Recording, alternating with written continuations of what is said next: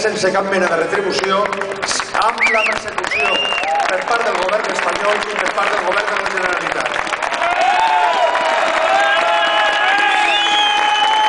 Ho hem fet tot dins de la més estricta legalitat, oferint als ciutadans la possibilitat de votar d'una manera equilibrada i amb plenes garanties, més enllà de les que demana la llei espanyola, complint els requisits de Nacions Unides, que poguessin votar sí, no o en blanc a la independència de Catalunya.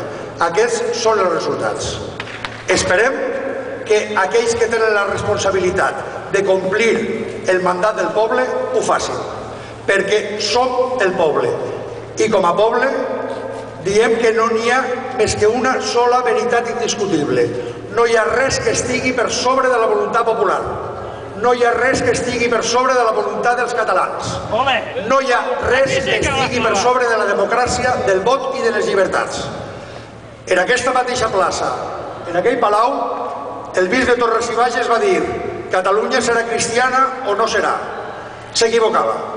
Jo avui vinc a dir-vos: Catalunya serà independent o no serà. Que Déu us beneïsca. Visca Catalunya lliure!